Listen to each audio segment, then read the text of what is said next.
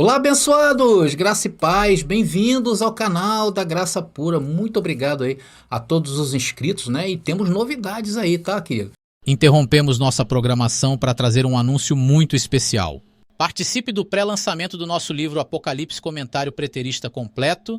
Os primeiros 100 irmãos que adquirirem nosso livro, além de serem os primeiros a lerem essa obra, receberão o livro com uma dedicatória especial. E ainda terão seus nomes nas páginas de agradecimento aos promotores da graça no Brasil. Entre em contato pelo nosso WhatsApp 21 97987 4668. Bom, queridos, nós temos tratado aqui neste canal, nestas últimas mensagens, sobre a vinda de Jesus. E essa vinda foi nos aclarada na Bíblia que ela já ocorreu. E isso tem despertado dentro de nós um interesse cada dia maior de conhecer cada detalhe dessa vinda, não é verdade? E hoje nós vamos falar do juízo final. E a ideia é mostrar que esse juízo já aconteceu, desmentindo os adoradores do mal, os adoradores do caos, que são aqueles que sustentam a doutrina futurista sobre o fim do mundo e o fim de todas as coisas. É por isso que eu sempre falo, vem para a graça que eu te explico. Agora é a hora da palavra. Bom, meus amados irmãos, hoje a nossa mensagem ela vai estar baseada em Mateus capítulo 25, que vai do verso 31 ao 46, tá? Depois vocês leiam, se vocês já tiverem com a Bíblia, deixem ela aberta que eu vou fazer algumas referências aí desses 15 versículos, né? Então, aqui mostra o segmento cronológico que nós estamos vendo no capítulo 25, né? E o seu contexto, o contexto de tudo que Jesus está falando aí é capítulo 23, 24 e agora o capítulo 25, quando Jesus anuncia o juízo a Israel. E quando Jesus anuncia todas essas coisas, Jesus nunca teve em mente um juízo de forma global. Até porque a lei de Moisés, queridos, não foi escrito para o mundo global, não foi. Foi escrita para Israel e não para o mundo. Porque o que se trata a vinda de Cristo? A saída do tempo mosaico e a entrada no mundo de novos céus e nova terra, conhecido como a graça eterna. Então, quando nós olhamos para as mensagens escatológicas do sermão de Cristo, nós temos que ter esse pensamento em mente, tá bom? Então, o juízo final foi para Israel e os primeiros cristãos daquele período, que viveram ali também. Para os judeus seria necessário arrependimento e para os gentios a reconciliação.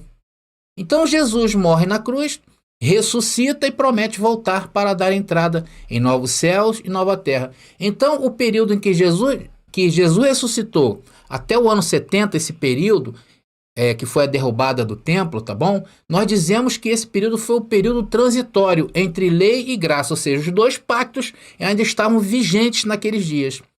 Então Jesus preparou os seus discípulos para irem anunciar a entrada do reino de Deus no mundo, que seriam os discípulos de Jesus foram os judeus, para que pregasse tudo isso, o arrependimento. E Jesus mais tarde levanta o apóstolo Paulo para ir aos gentios. E que agora faziam parte dessa nova legislação, né, de Deus, que permaneceria após a queda do templo, até os dias de hoje. E tudo que Jesus disse nos capítulos 23, 24 e 25 de Mateus estava relacionado a um acontecimento que era a queda do templo, que ocorreu no ano 70 depois de Cristo. Tudo que você lê referente à escatologia bíblica, que foi um acontecimento local, nada pode atravessar o ano 70, porque então Jesus falhou. Então, no primeiro século, se findou a era mosaica e entrou em cena o reino de Deus, a graça eterna. Essa é a única e verdadeira escatologia bíblica. Agora, o que ensinam por aí, o que hoje o cristianismo tradicional, o sistema religioso ensina, é algo totalmente fora do contexto. É por isso que, ao verem um acontecimento a nível mundial, eles vêm a público dizer que a vinda de Jesus está perto, né? Já viu? E sempre erram, né? E sempre vão errar. Então, isso que eu estou falando, eu vou trazer para vocês entendimento, é o juízo final do contexto bíblico, e ele já ocorreu. Se vocês lerem os textos aí em questão nesta mensagem, que é Mateus capítulo 25, a partir do verso 31 até o 46, não é outro contexto. Jesus está falando da narrativa que ele trouxe nos capítulos 23 e 24.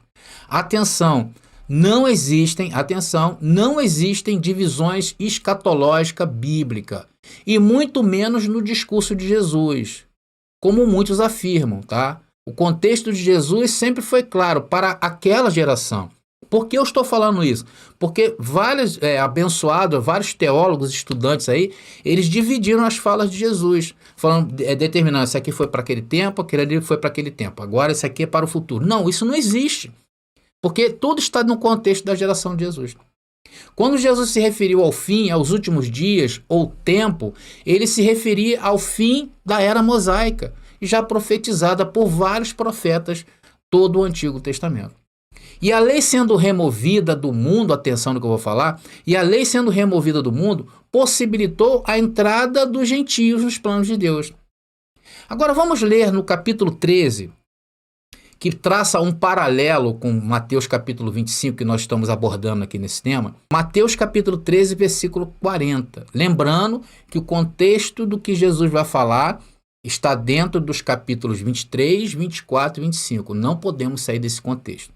Vamos então ler agora Mateus capítulo 13, versículo 40. Eu estou usando aqui a versão do Novo Testamento da Textus Receptus, tá bom? E diz, assim como o joio é ajuntado e jogado no fogo, assim é na consumação desta era. Olha aí. Então essa versão, a Textus Receptus, ela é muito interessante. Ela não diz ali fim do mundo. Ela não diz. Ela diz o fim de uma era. Então ela é bem mais fiel ao original, sim ou não? Porque a palavra grega usada ali é aion. Aquilo que vocês estão vendo lá, o grego, é aion. E sabe o que quer dizer aion? Quer dizer um espaço de tempo, uma era. É um mundo com um tempo limitado a uma porção e não no infinito. Tá? E se Jesus aponta para o templo e diz que ele cairia, esse é o fim desse período. Estamos entendidos, abençoados? É por isso que nós, ao pensar na escatologia bíblica, quando Jesus vai vir, não podemos tirar ele desse contexto. Amados, eu sempre pergunto a vocês, nessas mensagens que eu faço, né, se eu quisesse te enganar, eu apresentaria contexto? Eu apresentaria para você o original grego? Claro que não. Então eu estou te mostrando o texto como é. Agora, o que você vai fazer com essas informações é um problema seu, é um problema de cada um, tá bom? Que fique bem claro, eu estou passando ensinamentos bíblicos, tá? Vamos agora a Mateus, aí continuando Mateus capítulo 13, tá? Vamos ler agora do versículo 41 ao 43, notem que passagem interessante que Jesus fala aqui, tá ali. O Filho do Homem enviará os seus anjos, e eles tirarão do seu reino todos os escândalos e os que praticam a iniquidade, e lançá-los na fornalha ardente, onde há choro e ranger de dentes. Então os justos brilharão como o sol no reino de seu Pai. Quem tem ouvidos, ouça. Para ouvir, o que tem ouvidos, para ouvir, né? No caso ali, ouça, né? Quem tem ouvidos, ouça. Para ali entrou de intrusão. Então veja que interessante essa passagem. Ela está toda dentro do contexto da vinda de Jesus e que seria retirado do mundo. A lei que dava força ao pecado foi retirada.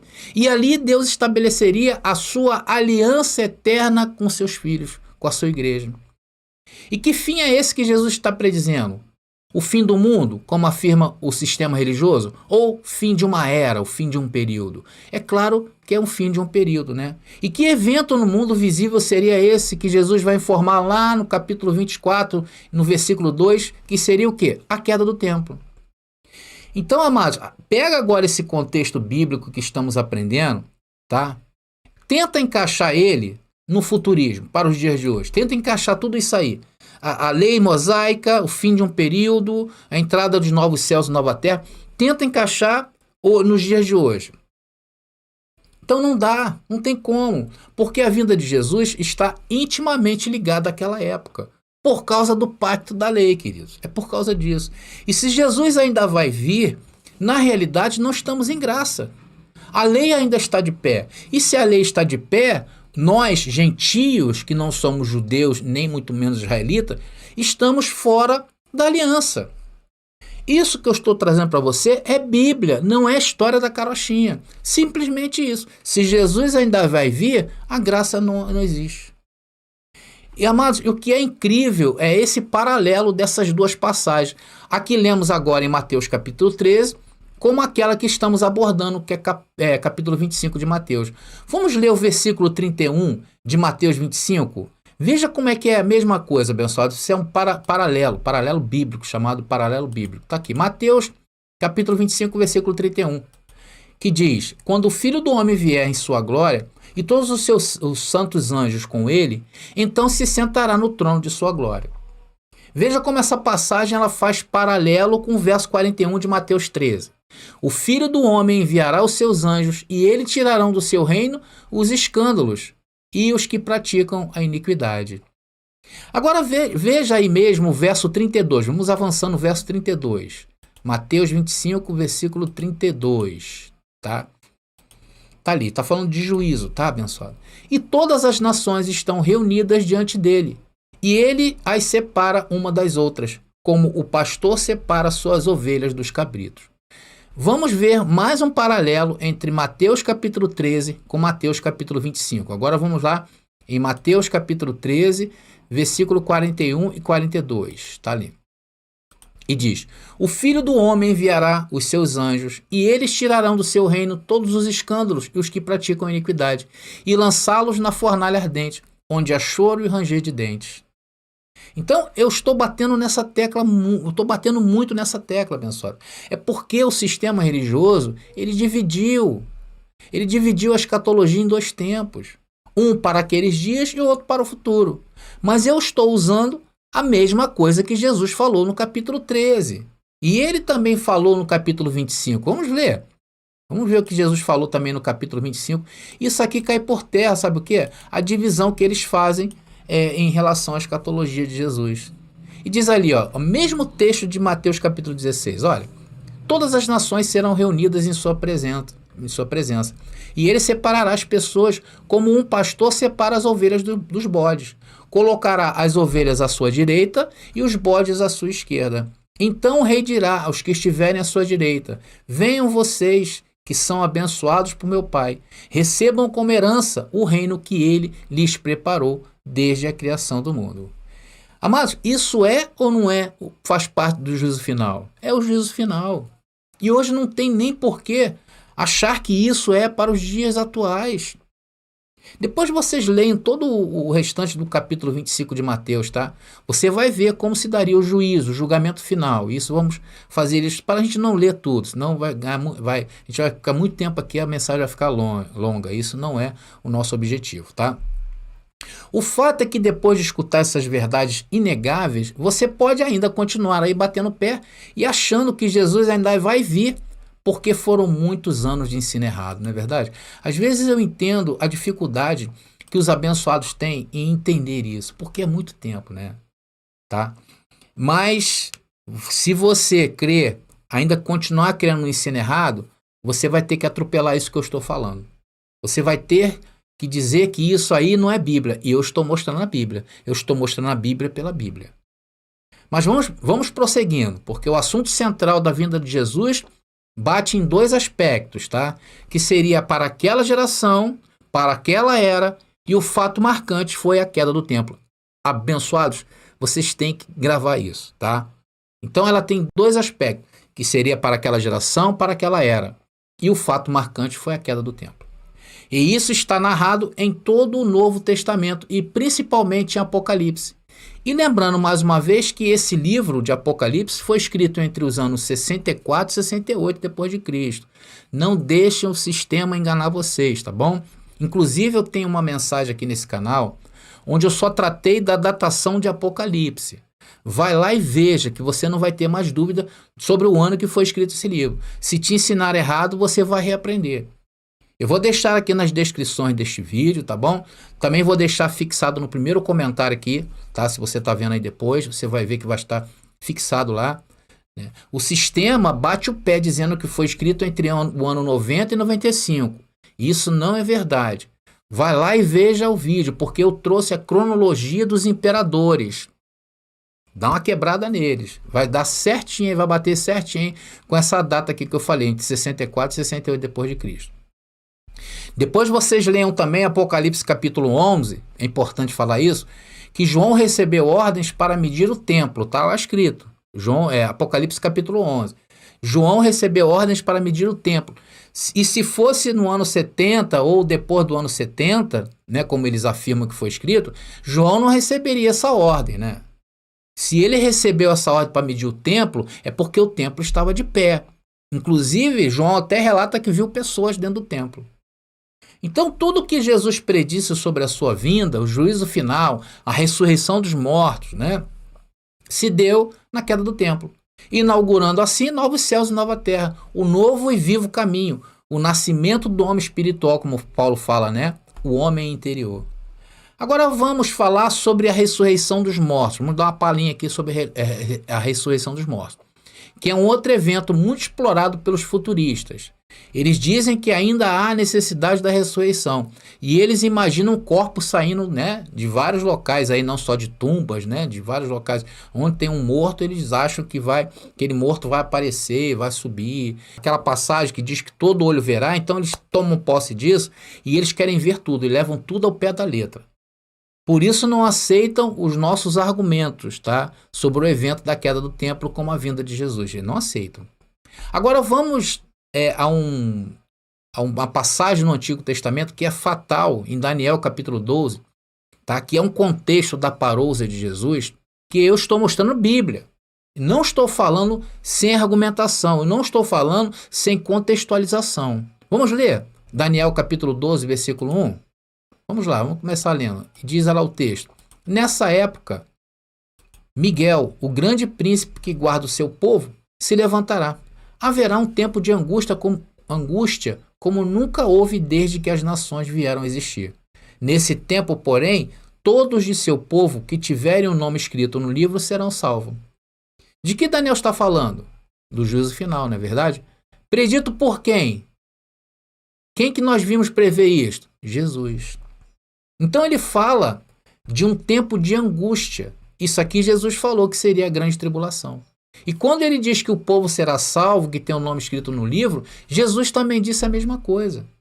E no verso 2, Daniel profetiza sobre a ressurreição dos mortos. Vamos ler? Daniel agora capítulo 2, 12, 2, que diz: muitos dos que estão mortos e enterrados ressuscitarão, alguns para a vida eterna e outros para a vergonha e a desonra eterna. E isso aconteceria quando? Na geração de Jesus. O texto é claro, querido. Daniel recebe as orientações de Deus e disse que jamais haveria dias iguais a estes. Dias de dores, de lamentações, perseguições. E isso ele estava falando acerca do que previnha no futuro, o juízo final, que vimos nos capítulos 23, 24 e 25 de Mateus, Jesus falando sobre isso. Então aconteceu a grande tribulação, depois da ressurreição. O juízo final, os justos herdando o reino de Deus, ou o reino no ano 70 depois de Cristo. E se você não aceitar esse argumento bíblico, vai ter que rasgar Daniel capítulo 12, né? Se você não aceita esse argumento, tudo o que estamos falando até agora, amados, está numa sincronia perfeita e sincera entre o tempo daqueles dias. Eu não estou aqui trazendo conceitos novos, porque o futurismo, sempre que ocorre algo, eles vêm trazendo conceitos novos, não é verdade? E assim ficam eles aí nesse malabarismo temporal. São igual aqueles equilibristas fazendo malabarismo com a faca, já viu? Então, para não pegar neles, eles se desviam. Aí eles vêm a público: não, mas não era assim, porque eu pensei que era assado. Enfim, eles inventam mil coisas. Assim está o sistema. E qual é o resultado disso aí que a gente está vendo no sistema religioso? Qual é a vida desses homens como estão? Principalmente aqueles que vêm a público aí. Já viu como é que está? Estão de mal a pior. Agora eles não são mais ministros de Deus. Quer dizer, nunca foram, né? Mas eles se achavam ministros de Deus. Agora eles apoiam outras causas, menos a bíblica. E hoje eles estão aí, só brigando por causas políticas. Se travestiram mesmo de cabos eleitorais na cara dura. E claro, cada um ali está defendendo o seu quinhão. Vocês acham que eles estão ligando para a escatologia bíblica? Igual eu estou passando aqui para vocês? Hoje não se fala nem mais nisso dentro das igrejas. Se falar isso aí, as pessoas saem fora. Eles mesmos se cansaram de esperar. E a bem da verdade, eles nem querem mesmo que Jesus venha. porque vai estragar o prazer dos mundanos. Eles estão desfrutando do melhor dessa terra, vocês acham que eles querem que Jesus venha? Veja aí, muitos têm jatinhos, têm iates, jet ski, estão aí, abençoado. E você aí sendo enganado por eles. A verdade é que Jesus já veio no ano 70 depois de Cristo, e isso que pregamos é uma chave para a sua vida. Essa notícia vai mudar a sua vida, a sua perspectiva de vida. Mas vamos voltar agora ao texto de Daniel capítulo 12. Vamos ler do 4 ao 7. Vamos lá. Daniel capítulo 12, versículo 4 ao 7, que diz: Mas você, Daniel, mantenha esta profecia em segredo. Cele o livro, e atenção nessa palavra, cele o livro, tá? Até o tempo do fim. Quando muitos correrão de um lado para o outro, e o conhecimento aumentará. Então eu, Daniel, olhei e vi 2 outros em pé, em margens opostas do rio. Um deles perguntou ao homem vestido de linho, que agora estava sobre o rio: Quanto tempo passará até que terminem esses acontecimentos espantosos? O homem vestido de linho, que estava sobre o rio, levantou as 2 mãos em direção ao céu, pronunciou um juramento solene àquele que vive para sempre e disse: Passará um tempo, tempos e meio tempo. Quando o povo santo finalmente for quebrada, todas estas coisas se cumprirão. Meus queridos, o que mais me chama a atenção nesses versos que eu li é que ele é todo contextualizado com a vinda do Senhor. Predita lá por Jesus, né? Que seria quando o templo viesse abaixo, e ocorreu no ano 70. Deus diz a Daniel: olha, cele esse livro até o tempo do fim. Porque quando Daniel recebeu essa profecia, ainda faltavam muitos anos para se cumprir. Por isso que ele disse cele. E o tempo do fim seria quando passasse um tempo, depois tempos, depois meio tempo. Sabe o que significa isso? As 70 semanas de Daniel. E que o seu final se deu na queda do templo. Olha só a cronologia. Ali em Jerusalém, no ano 70. Depois eu vou trazer essa mensagem, tá, das 70 semanas para vocês. É muito interessante, tá? Nós vamos falar das 70 semanas de Daniel. Essa semana agora devo estar trazendo para vocês aí. E depois ele disse que seria quando o povo santo finalmente fosse quebrado. E aqui entendemos mais uma vez que ocorreu na destruição da cidade de Jerusalém. Vamos prosseguindo. Daniel agora capítulo 12, versículo 8, que diz: Ouvi o que ele disse, mas não entendi o significado.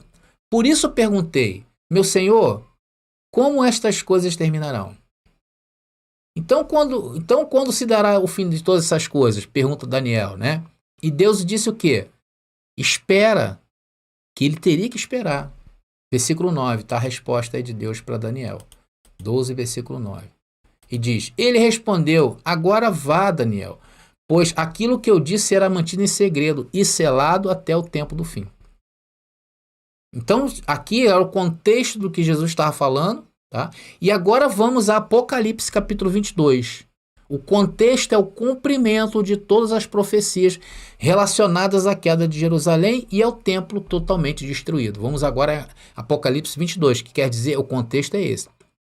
Então, aquela pergunta que Daniel fez, né, sobre selar o livro, aqui o Senhor já age diferente, preste atenção. Lá em Daniel ele mandou selar. Aqui ele diz para não selar, porque estava próximo ao acontecimento. Vamos ler. Apocalipse capítulo 22, versículo 10. Apocalipse 22, versículo 10 ou 2. Versículo 10. Que diz: Em seguida disse: Não lacre com o selo as palavras proféticas deste livro, porque o tempo está próximo. Meus queridos, aqui está claro essa questão de tempo para vocês, não está? E a palavra tempo no grego aí, que eu até botei essa palavra em grego, é kairos, que quer dizer um pequeno tempo, uma estação, uma oportunidade, uma ocasião. Agora, amigos, pense comigo aqui. Se o autor quisesse dar uma outra conotação de tempo, deixa eu voltar aqui com a minha imagem, que é importante isso que eu vou falar com vocês. Se o autor quisesse dar outra conotação a um tempo mais distante, né, se ele quisesse fazer isso, por exemplo, como se ele estivesse falando, se referindo a 2000 anos depois de ser escrito isso aí, ele falaria o quê? Em tempos distantes. E também não mandaria João deixar o selo aberto. Ele iria mandar lacrar ele iria mandar selar, igual fez com Daniel. Ele disse para Daniel: sele, porque o tempo está longe. E aqui ele não manda selar. Vamos ver uma outra coisa interessante lá no primeiro capítulo de Apocalipse, só para nos dar uma ideia maior sobre isso que eu estou falando. Apocalipse 1:1, e está aí para vocês. Vamos ler. E diz: revelação de Jesus Cristo que Deus lhe deu, Deus mostrou a seus servos. Deixe-o ver o que ocorrerão em breve. E ele enviou foi pelo seu anjo ao seu servo João. Amados, e essa palavra aí em grego, que eu deixei ela aí para vocês, se lê tachos, tá? E ela é usada quando quer dizer rapidez, velocidade, apressadamente, imediatamente. E mais uma vez eu quero que vocês raciocinem comigo aqui. Se o autor quisesse dar uma outra conotação de tempo, ou seja, um tempo mais longo, ele daria, não é verdade? Por quê? Porque existem outras palavras em grego que definem essa palavra, uma palavra mais longe. E isso ajudaria muito, até mesmo a nós aqui hoje, entender isso. Se você, para os dias de hoje, né, a própria linguagem utilizada não seria de simbolismo judaico, ou seja, se Apocalipse fosse escrito para os dias de hoje, ele não usaria tantas figuras de linguagem, simbolismo, que era do tempo judaico daquela época. Ele usaria outras figuras de linguagem para que nós pudéssemos entender hoje. Se Apocalipse é um alerta para a salvação, como os futuristas pregam, que é para a igreja de hoje vigiar, como entender então o livro de Apocalipse nos dias de hoje? Se cada denominação tem a sua própria interpretação. Então fica difícil até mesmo contextualizar Apocalipse com os dias atuais, por causa das inúmeras interpretações que eles dão a um livro que deveria estar claro como um dia. Porque se trata de um alerta. Concorda comigo? Como é que você vai esconder um alerta? Então você não quer ser alertado? É por isso que o contexto das figuras simbólicas que está descrita no livro de Apocalipse, ela foi dada para aquele povo, não para os dias de hoje. Estão entendendo, abençoado? Porque o Apocalipse se trata de estar atentos para serem salvos do grande juízo, das coisas que iriam acontecer. E a gente encontra o quê? Um Apocalipse totalmente misterioso, porque eles tentam entender Apocalipse para os dias de hoje. Então essa tese futurista ela cai por terra. E o que lemos lá em Daniel, quando ele aborda o tempo, né, dos tempos e da metade de um tempo, se deu aqui, quando a cidade de Jerusalém foi destruída e o templo veio abaixo. E o juízo foi para Israel. E a igreja de Cristo, depois desses acontecimentos, seriam beneficiada. Porque no mundo nós fomos beneficiados no mundo espiritual. Foi o que houve. Foi a grande mudança que houve naqueles dias. E hoje nós usufruímos disto. E no juízo, a igreja herdou para todo sempre as benesses desse tempo. E glória a Deus por isso, né? Então, abençoados, vocês vejam que o que nós estamos argumentando está dentro da palavra. O contexto é esse. A vinda do Senhor foi para terminar um pacto e inaugurar um novo pacto. Essa é a única explicação bíblica que nós temos. Nós não podemos fugir daqui. Se nós fizermos isto, vamos cair no erro do sistema religioso e ficar procurando acontecimentos totalmente fora do contexto. Estamos entendidos? Estamos então chegando ao fim de mais uma gloriosa mensagem em que o intuito aqui foi trazer o contexto bíblico pelo contexto bíblico. E eu aqui não me debrucei em fatos fora da Bíblia. Eu só usei ela. Fui franco e claro com vocês. Tá bom? Então eu vou ficando por aqui, queridos. Graça e paz aí. E até a próxima mensagem. Graça e paz.